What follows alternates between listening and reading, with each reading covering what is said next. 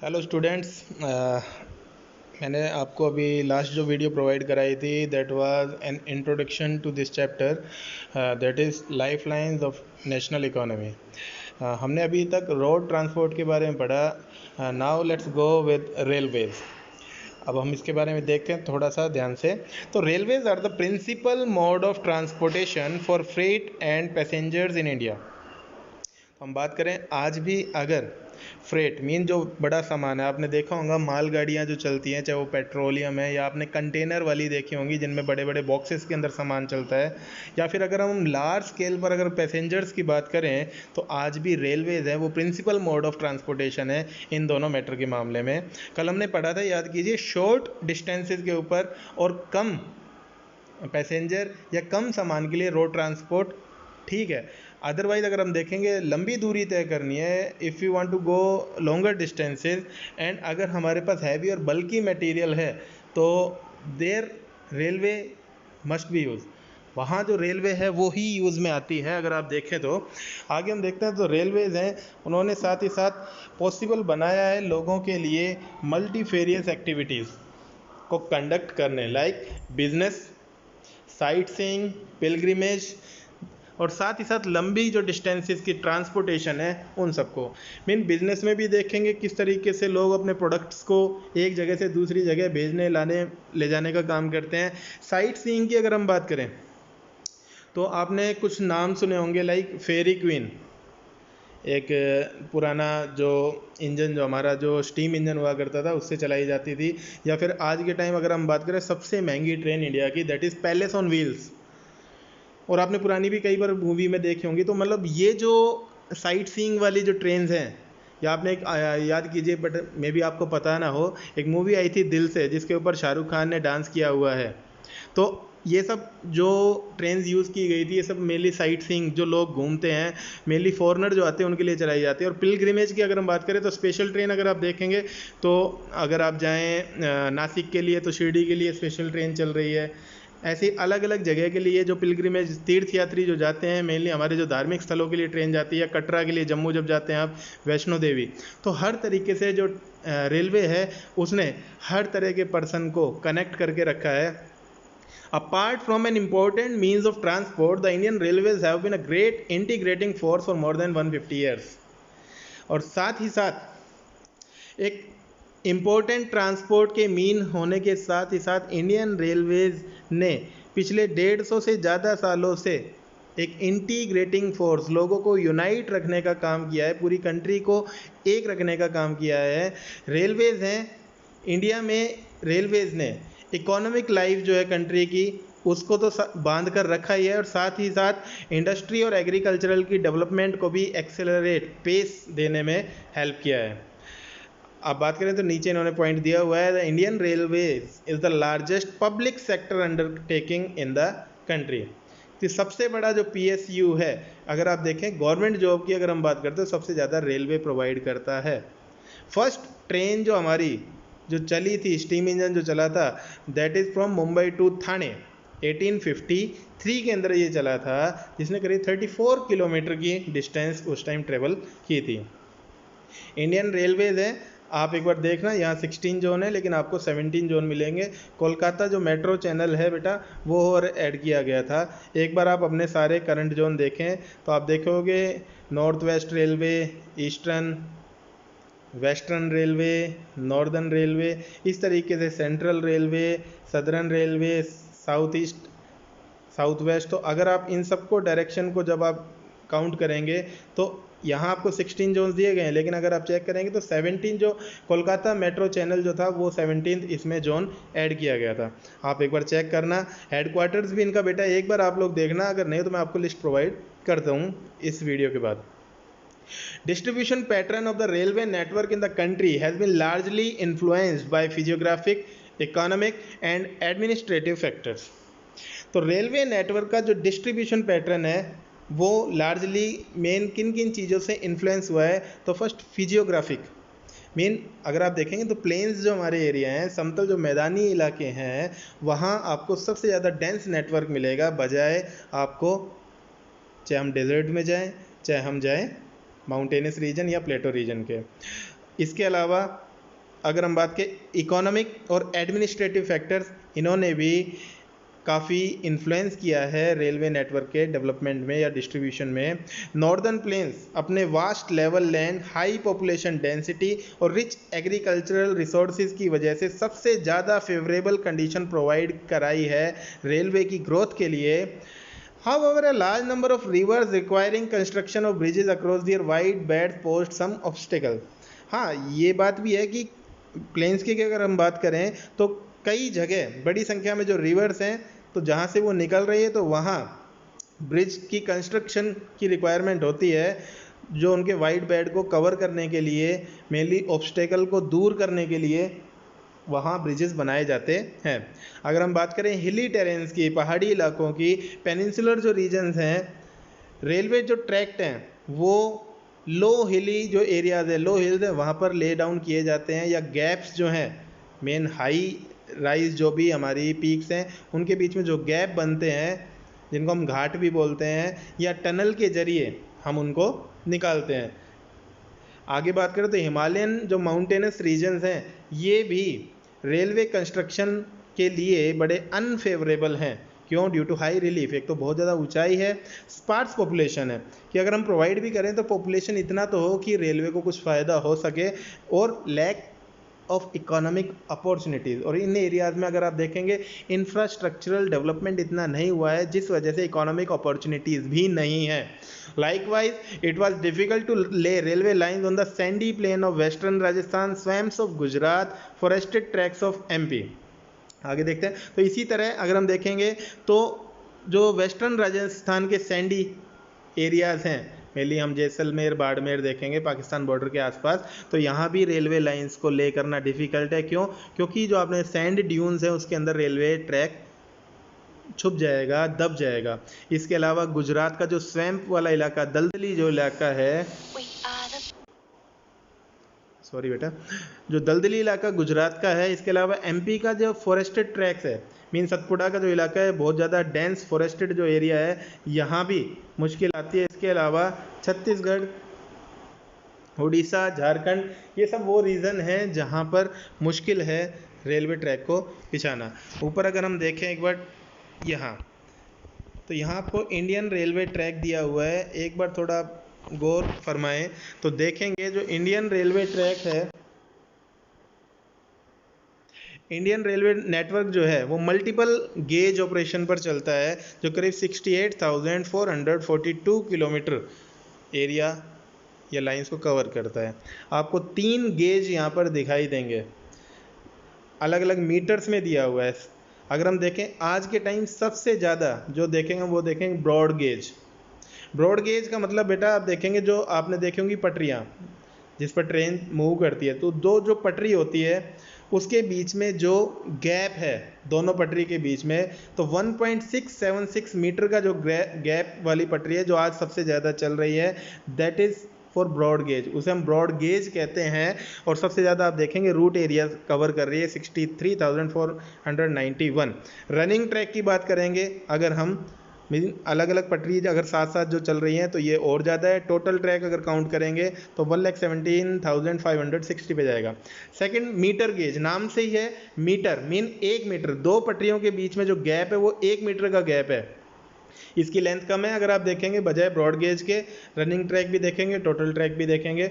और अगर हम बात करते हैं नैरो गेज, नैरो गेज बेटा जो शुरुआत में सबसे पहले जब चला था 0.610 मीटर, फिर थोड़ा बड़ा 0.762 मीटर। आपने देखा होगा, लेट मी रिमेंबर, अगर आप रेवाड़ी में जाएं और प्लेटफॉर्म नंबर अब मुझे याद नहीं है, लेकिन वहाँ अभी भी आपको पुराना, या आप लोको जो शेड है, मे बी अब तो जो पुराने जो इंजन है, जो अकबर जो आपने सुल्तान मूवी में देखा होगा या और भी मूवीज़ आई हैं उनमें भी यूज़ किए गए हैं, तो अब तो उनका आई थिंक उन्होंने व्हील बेस चेंज कर दिया है जो ब्रॉड गेज पे भी वो चल सके।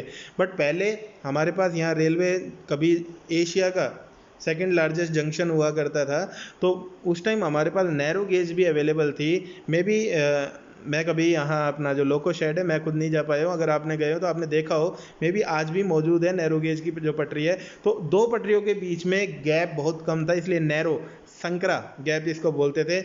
आज के टाइम ये सिर्फ मूवी में ही देखने को मिलती हैं, अदरवाइज़ आपको और कहीं नहीं मिलेंगी। आप रूट देख सकते हैं, ये पुराने जो मौजूद हैं उतने ही हैं, अब नहीं बढ़ रहे हैं। आगे बात करते हैं हम। The contagious stretch of Sahyadri could be crossed only through gaps और पासिस, घाट्स। सह्याद्री आपको याद होगा, the local name for western Ghat. तो जो लगातार कंटिन्यूस जो सह्याद्री आपने देखा होगा, वेस्टर्न घाट कंटिन्यूस है बजाय ईस्टर्न घाट। ईस्टर्न घाट में हमने देखे थे गैप्स काफ़ी हैं, जो मेनली रिवर सिस्टम ने जिनको क्रॉस कट किया है, लेकिन वेस्टर्न घाट के अंदर गैप बहुत कम है। 3 जो पासिस हैं मेनली, थाल घाट, भौर घाट, पाल घाट, इनके थ्रू ही ये जो गैप्स हैं यहाँ ही इनको क्रॉस किया जा सकता है। तो जो लगातार कंटिन्यूस जो सह्याद्री का स्ट्रेच है उसे सिर्फ इन गैप या पासिस के जरिए पास किया जा सकता है। हाल ही के सालों में बात करें, इन रिसेंट टाइम्स कोंकण जो रेलवे है उसकी डेवलपमेंट जो की गई है, कोंकण रेलवे की जो डेवलपमेंट रही है वेस्ट कोस्ट के साथ, उसने पैसेंजर्स और गुड्स की मूवमेंट को काफ़ी फैसिलिटेट किया है, जो आज के टाइम इंडिया का मोस्ट इम्पोर्टेंट इकोनॉमिक रीजन है। मेनली अगर हम बात करें, जितना भी अगर हम कर्नाटका साइड का एरिया देखेंगे तो आपका इलेक्ट्रॉनिक कैपिटल आपने पढ़ा होगा बेंगलुरु।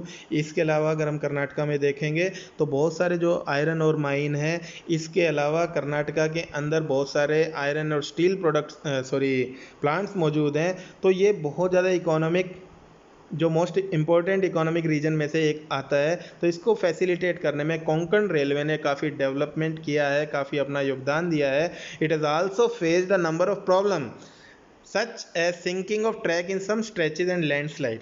साथ ही साथ कोंकण रेलवे को बहुत सारी प्रॉब्लम का भी फेस करना पड़ा है, जैसे कई बार ट्रैक जो है वो सिंक धंस जाता है कुछ एक स्ट्रेचेज के अंदर, या लैंडस्लाइड हो जाता है। आपको एक मूवी देखी होगी, याद हो आपने, इट इज़ चेन्नई एक्सप्रेस। तो आपने कई बार देखा होगा अलग अलग बड़े बड़े पुलों के ऊपर से, ब्रिजेस के ऊपर से जा रही है, टनल में से जो ट्रेन जा रही है, तो that is on Konkan railway, it is filmed. आगे हम बात करें, today the railways have become more important in our national economy than all other means of transport put together. आज अगर हम बात करें तो रेलवे हमारी नेशनल इकोनॉमी में काफ़ी इम्पोर्टेंट बनता जा रहा है, बजाय और सब हम ट्रांसपोर्ट को एक साथ अगर जोड़ लें तब भी।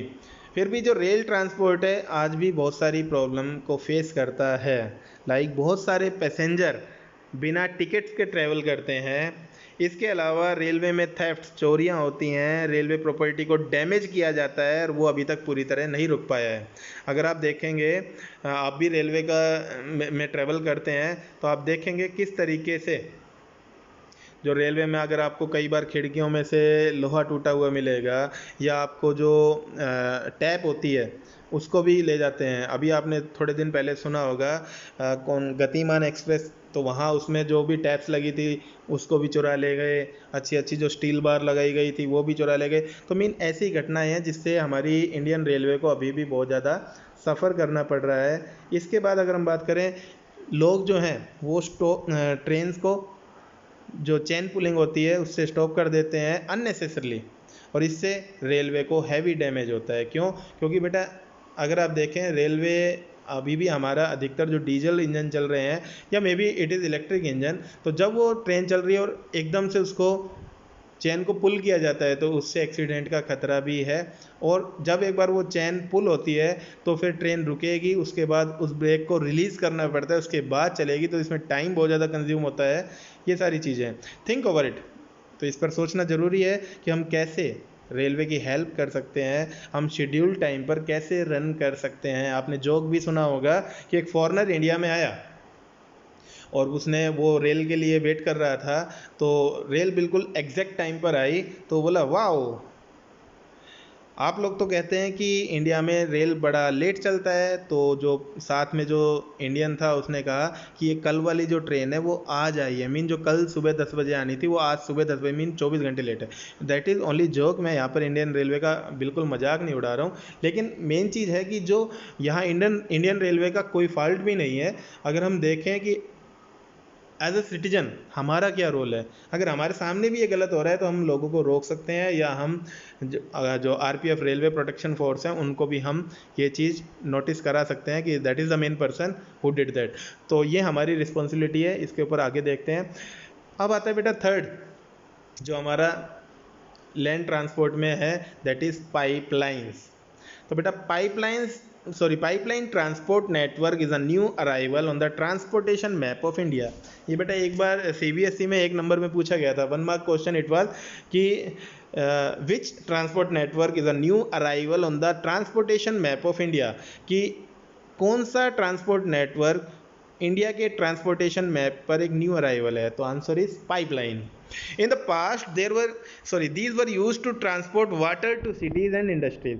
तो अगर हम पास्ट की बात करें तो इन पाइपलाइंस का यूज़ मेनली सिटीज़ और इंडस्ट्रीज़ में वाटर ट्रांसपोर्टेशन के लिए किया जाता था, लेकिन आज now these are used for transporting crude oil, petroleum products and natural gas from oil and natural gas field to refineries, fertiliser factories and big thermal power plant.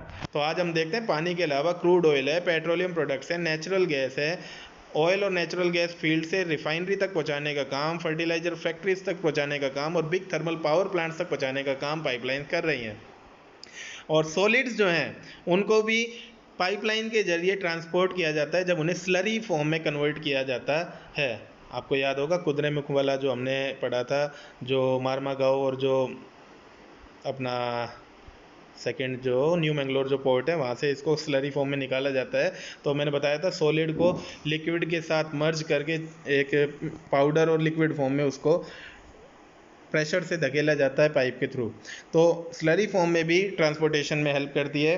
Far inland जो locations हैं refineries की, like Barauni है, मथुरा है, पानीपत है, और gas based जो fertiliser plants हैं उनके बारे में आप तभी सोच सकते हैं जब पाइपलाइन है। इन पाइपलाइन की वजह से ही ये सारी रिफाइनरीज और फर्टिलाइजर प्लांट्स जो हैं वो डेवलप किए जा सके हैं। अगर हम बात करें इनिशियल कॉस्ट, अगर हम पाइपलाइन की शुरुआती लेइंग कॉस्ट की बात करें तो पाइपलाइन की लेइंग जो कॉस्ट है इनिशियल शुरुआती वो काफ़ी हाई रहती है, लेकिन रनिंग कॉस्ट बड़ी कम है। मीन एक बार आपने पाइपलाइन बिछा दी तो उसके बाद कोई खर्चा नहीं है, कोई जाम वाली दिक्कत नहीं है। जाम वाली दिक्कत तभी हो सकती है, आपने सुना होगा कि जो पेट्रोलियम की पाइपलाइन जो होती है उनमें कई बार सेंध लगा के चोरी की जाती है, लीकेज कर ली जाती है, लेकिन वो मामले बहुत कम है। तो अगर हम देखें एक बार तो इनको बिछाने का खर्चा है, लेकिन उसके बाद रनिंग कॉस्ट काफ़ी कम हो जाती है। It rules out transshipment losses और डिलेज। इस वजह से पाइपलाइन है वो रोड या रेलवे से कहीं ज़्यादा बेटर है, क्योंकि इनमें कोई भी शिपमेंट में ना तो कोई नुकसान होता है और ना ही कोई देरी होती है। There are 3 important networks of pipeline transportation in the country. अगर हम बात करें तो इंडिया में, हमारी कंट्री में 3 मेन इम्पोर्टेंट पाइपलाइन नेटवर्क्स हैं। First, from oil field in upper Assam to Kanpur via Guwahati, Barauni and Allahabad. तो लेकर अपर असम के जो ऑयल फील्ड हैं, हमने पढ़ा था 5th चैप्टर के अंदर, डिगबोई, नाहरकटिया, मोरन, हुगरीजन, ये जो ऑयल फील्ड है यहाँ से कानपुर तक जो लाई जाता है ऑयल और गैस, तो मेनली यूपी तक जो पहुंचाया जाता है असम से, तो वो असम से गुवाहाटी होते हुए, बिहार बरौनी होते हुए और यूपी इलाहाबाद होते हुए कानपुर तक पहुंचाया जाता है। इसके अलावा इस बड़ी पाइपलाइन की और ब्रांचेज हैं जो बरौनी से हल्दिया वेस्ट बंगाल की तक जा रही हैं वाया राजबंद, और राजबंद से मौरीग्राम और गुवाहाटी से सिलीगुड़ी, ये अलग अलग ब्रांचेज भी इस पाइपलाइन की निकली हुई हैं। आगे हम बात करें from Salaya in Gujarat to Jalandhar in Punjab via Viramgam, Mathura, Delhi and Sonipat. और गुजरात में सलाया से लेकर पंजाब में जलंधर तक इसको ले जाया जाता है। तो ये यूपी में गुजरात में वीरमग्राम से होते हुए मथुरा, दिल्ली और सोनीपत होते हुए इस तरीके से पाइपलाइन जा रही है। और इसकी जो ब्रांचेज हैं वो कोयली, जो वडोदरा के निकट गुजरात में ही है, उसको भी कनेक्ट करती हैं चक्षु और बाकी दूसरी जगह से। और थर्ड जो मेन पाइपलाइन है, हमने इसके बारे में पढ़ा भी था, HVJ, हजीरा विजयपुर जगदीशपुर पाइपलाइन। तो गैस पाइपलाइन फ्रॉम हजीरा जो गुजरात से कनेक्ट करती है यूपी के जगदीशपुर को वाया विजयपुर मध्य प्रदेश से होते हुए। इसकी जो ब्रांचेज है राजस्थान में कोटा की तरफ, शाहजहाँपुर, बबराला जो यूपी के अंदर और दूसरी जगह है वहाँ तक ये कनेक्ट करती है। जो सबसे बड़ी पाइपलाइन हमारे इंडिया में HVJ हजीरा विजयपुर जगदीशपुर है, जो हमने 5th चैप्टर में पढ़ी भी थी, आई थिंक 5th में ही पढ़ी थी जी। तो बेटा आज हम ये लैंड ट्रांसपोर्ट यहाँ तक कंप्लीट कर रहे हैं। Please see the video, okay. and if you have any kind of doubts, then you can connect to me. Thank you. God bless you all.